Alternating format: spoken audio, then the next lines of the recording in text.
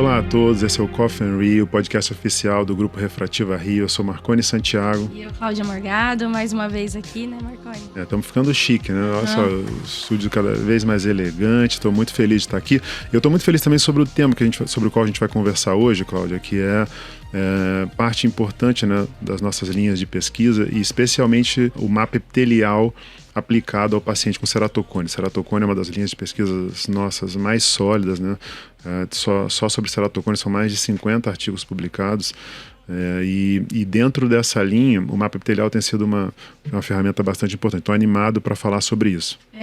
Eu acho bem interessante esse tema, Marconi, porque é uma dúvida muito frequente dos alunos, né? A gente, às vezes, tem essa ferramenta, não sabe quando indicar, quando precisa indicar, quando vai ajudar a gente ou quando não vai. Então, eu acho que para esclarecer bem como que é o mapa epitelial na tua rotina de diagnóstico de ceratocone, acho que vai esclarecer a dúvida de muita gente. E falamos muito sobre isso no Refrativa Rio, né? Assim, o exame de imagem é parte importante do Refrativa Rio.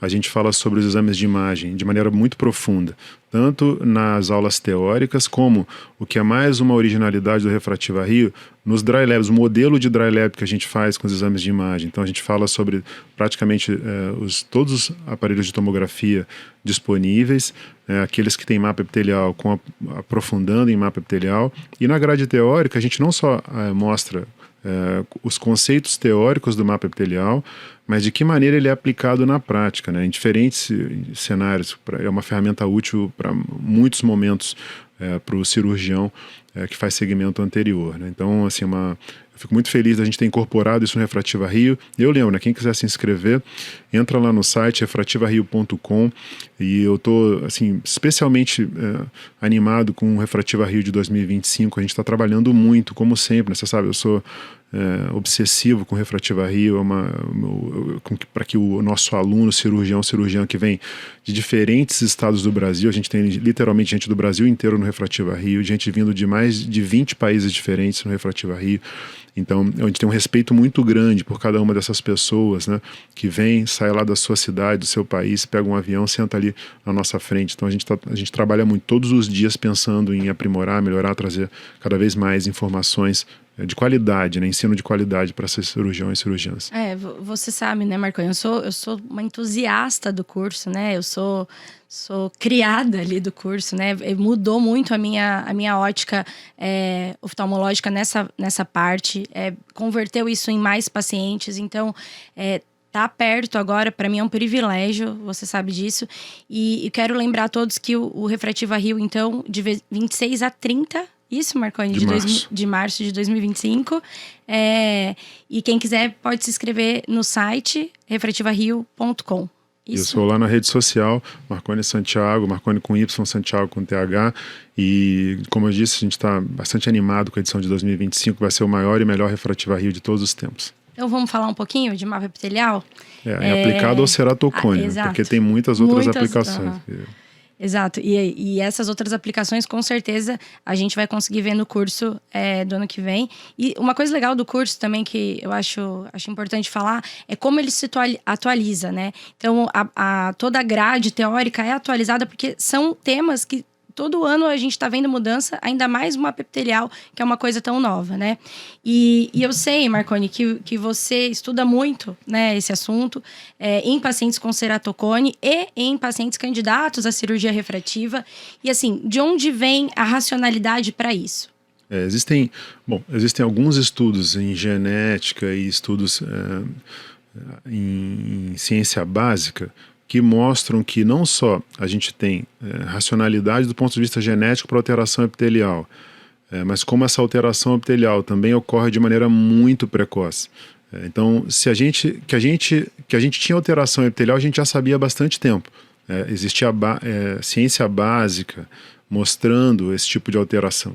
O que a gente consegue fazer hoje, esse que é a grande vantagem, é que a gente não só tem essa informação, como a gente consegue mapear isso no dia a dia, usando ferramentas de tomografia computadorizada, com ótica, OCT, onde a gente consegue não só medir a espessura epitelial, mas a gente consegue analisar um mapa epitelial atualmente. Então, toda essa informação que vinha da racionalidade das alterações genéticas com expressão proteica de alteração epitelial.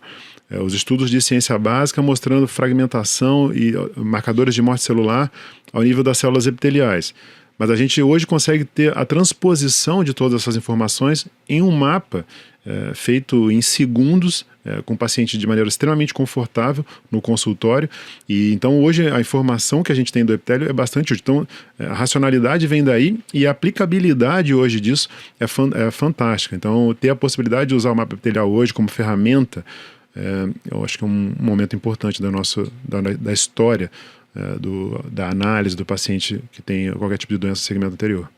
Aproveitando que você falou dessa aplicabilidade, então assim, fala um pouco pra gente, pros nossos alunos aí, pros nossos ouvintes, como que o mapa epitelial se encaixa no fluxograma da análise do paciente com ceratocone ou no pré-operatório de cirurgia refrativa, assim, como que você encaixa ele quando você pensa, quando o paciente chega lá, que horas que você pede esse exame, como que você vê isso? Essa é uma pergunta muito boa, Cláudia, porque assim, eu acho que há um momento em que o ceratocone, a avaliação de ceratocone tem uma área de interseção com o candidato à cirurgia refrativa, que é exatamente nesse momento de pré-operatório. Então, todo cirurgião que faz cirurgia refrativa em alto nível deve ser também um especialista em ceratocone. Não são dissociadas essas subespecialidades. Então, como que eu faço no meu fluxograma, né? Tudo começa analisando a topografia da córnea. Pacientes que têm topografia da córnea óbvia, claramente anormal, esse paciente precisa muito pouco de exames adicionais, né? Eu já vou provavelmente contraindicar, eu vou fazer diagnóstico de cone e contraindicar a cirurgia com subtração de tecido, excimer laser ou extração de lentícula. Já no outro extremo, né, aqueles pacientes que têm topografia bilateralmente claramente normal, ou seja, não tem doença ectásica, não tem nenhum tipo de fragilidade estrutural focal, não tem ceratocone, eu vou indicar a cirurgia refrativa e aí nesse grupo eu preciso saber o percentual de tecido alterado só para saber se é LASIK ou se é PRK, em super resumo. Mas no paciente com a forma suspeita de topografia, aquele grupo onde a gente tem um encurvamento inferior, talvez entre 0,5 e 1 dioptria, mas principalmente entre 1 dioptria e 1,4 dioptria de encurvamento inferior, para dar um número para isso, né? Porque você sabe muito bem o quão enfático eu sou dizendo que nunca é só número, é o padrão da imagem. Mas um padrão de imagem suspeito, ou seja, com um valor de encurvamento inferior marcante, mas com CAS, com valores de ceratometria baixos, em que a gente não consegue definir claramente uma doença, mas é uma córnea suspeita de fragilidade estrutural, neste grupo eu acho que vale a pena a gente ter informação adicional. E aí, que informação adicional? Isso que eu ia te perguntar. Como que é o padrão da imagem do mapa epitelial? Então, mas antes até, Cláudia, que informação adicional a gente pode ter antes? A gente tem não só o mapa epitelial, a gente tem os índices tomográficos, tentativas de avaliação estrutural biomecânicas, a inteligência artificial e o mapa epitelial. Hoje, destes todos, para mim, a ferramenta adicional mais útil é o mapa epitelial. E aí, assim, a sua pergunta é do ponto de vista de padrão de imagem? Isso, assim, como que ele vai te ajudar a diferenciar um paciente com ceratocone? Como o mapa epitelial vai te ajudar a diferenciar? Então, assim, eu sempre faço a minha análise combinada, né? Então, eu analiso primeiro a topografia e depois eu vou analisar o mapa epitelial. Então, o cenário onde eu tenho um encurvamento focal na topografia, associado a um afinamento epitelial, que é concomitante com o ponto mais curvo da topografia, esse é o caso em que aumenta a minha preocupação em direção ao ceratocone. Já o contrário, um caso onde eu tenho encurvamento topográfico, tá? Encurvamento topográfico, apenas suspeito, com CAS baixos, que não vem associado a afinamento epitelial, ao contrário, tem até às vezes espessamento epitelial. Nesse caso, diminui a minha preocupação em direção ao ceratocone. Além disso, é muito importante entender que não é só o afinamento, no caso, concomitante com a área mais curva da topografia. Muitas vezes esse afinamento, quando ele é característico de doença ectásica, de ceratocone, além de ter um afinamento epitelial concomitante com a área mais curva, a gente começa a ver também um espessamento na área adjacente ao redor daquele ponto mais fino. E é por isso que eu acho bastante interessante que os aparelhos de tomografia que fazem mapa epitelial, Tem muitas medidas, tem medidas do ponto mais fino, medida do ponto mais espesso, mas tem algumas medidas que eu acho que elas são representações matemáticas do comportamento do epitélio, que é principalmente a diferença entre o mínimo máximo e o standard deviation. São métricas que eu acho muito úteis para entender como essa doença vai se comportando, além de olhar para o padrão do mapa epitelial. E nisso, né, a gente tem cada vez mais, obviamente, quanto mais experiência a gente tem com a análise do padrão do mapa epitelial, você sabe, eu faço em todos os meus pacientes. Todo paciente que chega no consultório eu faço, além da topografia, da tomografia com chave, eu faço também o OCT em todos os pacientes e analiso o mapa epitelial com muito cuidado. E assim, uma coisa importante, acho que para você falar também, é que às vezes o mapa topográfico, os milímetros ali é um pouco diferente do mapa epitelial, né? Então, tomar cuidado nessa correlação que você vai fazer da área de encurvamento com o ponto de espessamento ou o ponto mais fino ali do mapa, né? Às vezes apenas olhando rapidamente para os dois mapas, o ponto mais curvo da topografia pode não parecer exatamente concomitante com o ponto mais fino do mapa epitelial, mas é. É simplesmente porque eles não estão não parecem localizados porque são mapas de análise diferentes. A gente tem no mapa, muitas vezes o mapa epitelial com 9 milímetros, se a gente não entender bem qual é aquela área central de 3 a 6 milímetros que foi analisado na topografia, a gente perde essa localização, essa referência para sobrepor a topografia em relação ao mapa epitelial. Então é importante que a gente use as mesmas referências. Eu gosto de olhar principalmente para o centro, né, onde esse paciente está focando a imagem ali, para a gente partir dali em relação à periferia e saber exatamente se aqueles pontos são concomitantes. Às vezes eu faço até um desenho para dividir os dois meridianos, saber qual o lado nasal e qual o lado temporal, para saber se o afinamento está concomitante ou não. Marconi, assim, queria que você falasse um pouco, né? Eu que estou envolvida com você nisso, eu sei dos seus estudos aí sobre inteligência artificial e mapa epitelial. Queria que você falasse um pouco para os nossos ouvintes como os nossos estudos de inteligência artificial pode contribuir para isso, assim. Eu sei que você é um entusiasta da inteligência artificial também, por isso que é um caminho, uma linha de pesquisa que você vem tentando incluir aí no... De novo, assim, como uma das grandes vantagens da inteligência artificial, desse momento que a gente vive inteligência artificial, que diferente do ser humano, ela tem uma capacidade muito grande de guardar informação e lembrar dessa informação. Vastos volumes de informação. Então, nesse sentido, ela é uma ferramenta muito útil porque a gente consegue fazer com que, ao informar a ferramenta adequada de inteligência artificial sobre diferentes padrões, ela pode ser capaz de encontrar grupos, clustering de padrões que a gente, ao olho humano, não encontraria. E esse é um dos nossos estudos, junto com o Taguchi, né, você e o Lucas também, pessoal, tem ajudado a gente numa forma de aprendizado de máquina não supervisionado, né? A identificação de clusters, de agrupamentos de padrão de imagem não óbvios. Então isso pode ajudar muito o cirurgião que não tem tanta experiência em interpretar o mapa epitelial, porque não usa com tanta frequência. Então eu acho que nesse sentido a ferramenta é bastante importante. Quando você já vê muito, e como eu falo, a gente faz em todos os pacientes e a gente presta muito atenção no mapa, faz correlação com topografia, estuda muito isso, facilita um pouco essa interpretação, mas até para nós mesmos, né?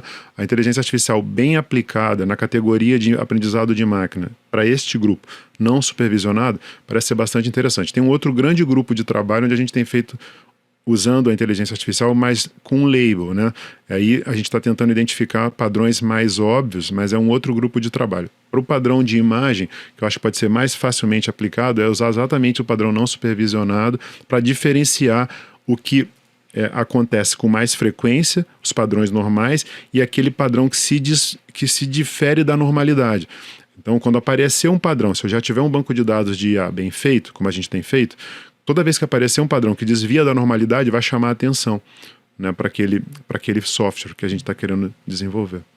E assim, a gente sabe ali que o mapa epitelial, ele dá também alguns parâmetros mais objetivos, numéricos, e como isso ajuda no diagnóstico quanto no acompanhamento desses pacientes? Cara, muito legal essa pergunta.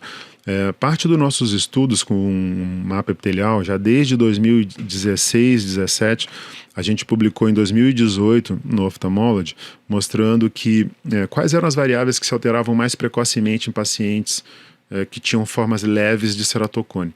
E a gente viu que era uma combinação de dados de assimetria, derivados do Scheinpflug, com dados de mapa epitelial que representavam o comportamento da doença, principalmente mínimo, máximo e standard deviation. Então esse já foi um dos primeiros achados que eu considero relevantes nessa linha de investigação. Então era combinando dados de assimetria do Scheinpflug, assimetria anterior, com dados de variação epitelial do ACT. Depois, num segundo momento, a gente publicou também no Ophthalmology, mostramos que não só essas ferramentas são úteis para diagnóstico, mas principalmente as ferramentas que são marcadores de comportamento epitelial, como mínimo máximo, a diferença entre o ponto mais fino e o ponto mais espesso, que mostra a distância entre eles, né? Que um está afinando e o outro está espessando. E o standard deviation são marcadores também de progressão da doença. Então a gente vê que é uma ferramenta útil para diagnóstico quando associada aos dados de assimetria e isoladamente uma ferramenta útil para acompanhamento para os olhos que têm doença em progressão ativa. Acho que é uma informação bastante relevante. Com certeza, sim. Eu tenho mais uma pergunta, assim, voltando um pouquinho, que você falou ali no início, né? Qual a racionalidade do mapa epitelial, e você citou os biomarcadores, né? E eu sei que tem sido uma parte importante da sua linha de pesquisa. E o que os estudos têm mostrado, qual a relação desses achados com o mapa epitelial? Ótima pergunta, Cláudia. Larissa vai gostar dessa parte agora, porque tem a ver com a tese dela, né? Larissa Estival, que foi minha aluna de doutorado, é uma pesquisadora colaboradora do nosso grupo atualmente, e eu me orgulho muito dessa linha de pesquisa, porque eu acho que ela tem repercussão clínica relevante. Eu vou falar qual daqui a pouco. Primeiro a gente fez, através de citometria de fluxo, baseado em micropartículas, análise de uma série de interleucinas. A gente analisou, a gente sabe que tem uma correlação entre a interleucina da lágrima e a interleucina intracelular. Claro, em ambiente de pesquisa isso é mais fácil de ser atingido, já que são pacientes sem comorbidade, sem outro tipo de alteração ocular, sem doença na superfície, mas a gente sabe que tem essa correlação entre a citocina da lágrima e a citocina intraepitelial. Então, através da citometria de fluxo com micropartículas, a gente mediu uma série de interleucinas e, usando a cromatografia líquida de alta frequência, a gente analisou também o cortisol capilar. E o cortisol capilar e as interleucinas, ambos são marcadores de metaloproteinases. E a gente identificou, em resumo, né, para não ficar muito chato para quem está ouvindo essa parte de ciência básica, a gente identificou, primeiro, que principalmente a interleucina 6 e o cortisol capilar, dentre todas as interleucinas que a gente analisou, principalmente a interleucina 6 e o cortisol capilar, como biomarcadores, tem uma concentração mais alta em pacientes com ceratocone e tem ainda mais alta em ceratocones que estão em progressão ativa. Então, de novo, não é só marcador diagnóstico, mas também marcador de progressão. Que a gente separou os grupos de paciente com cone. Então, tinha grupo controle normal, cone estável e cone em progressão ativa. Então, a gente via que os com cones eram a concentração maior do que o grupo controle normal, então, como ferramenta diagnóstica útil. Mas depois a gente ainda viu que havia uma diferença entre os que estão progredindo e os que estão estáveis. Então, uma ferramenta também útil para ver quem está progredindo. Então, a gente viu primeiro isso. E depois a gente viu que não só a gente tinha os biomarcadores em concentração mais alta em olhos com cone, mas que havia uma correlação com o dano estrutural.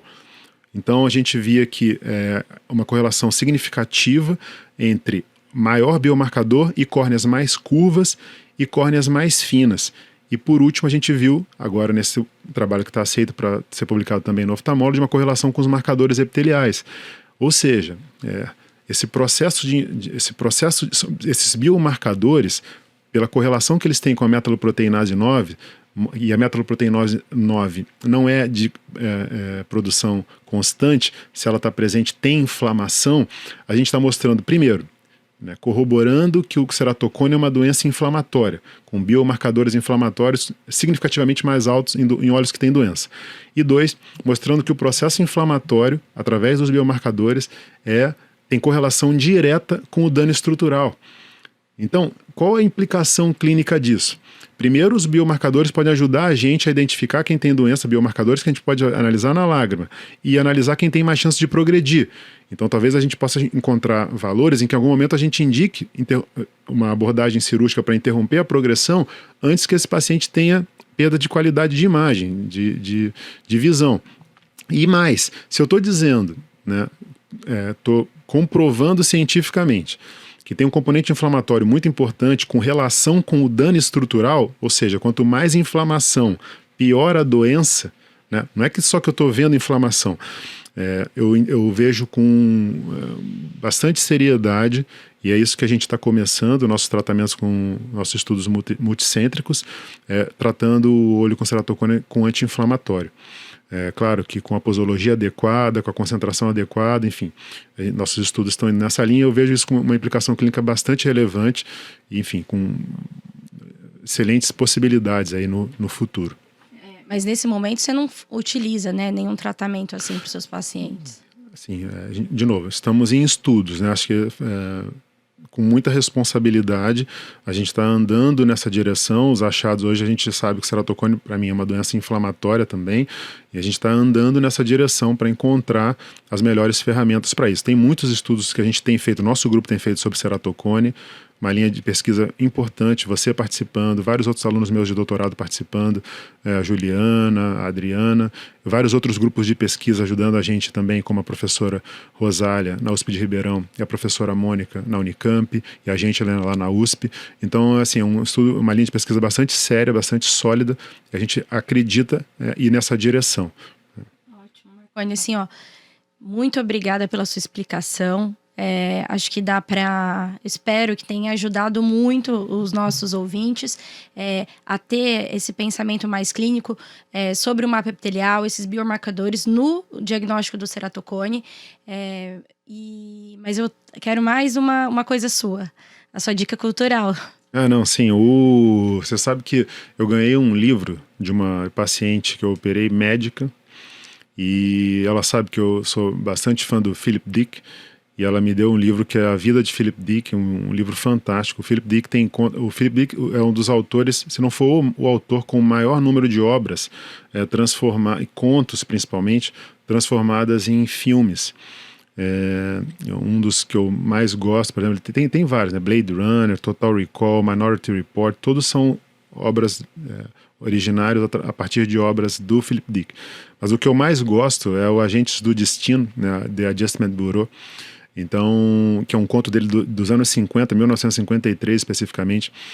Então, a minha dica é tanto o filme, mas principalmente o livro sobre a vida de Philip Dick, tem até um subtítulo que é O Homem que Lembrava o Futuro. Até acho que eu já vi uma aula sua. Eu falo muito.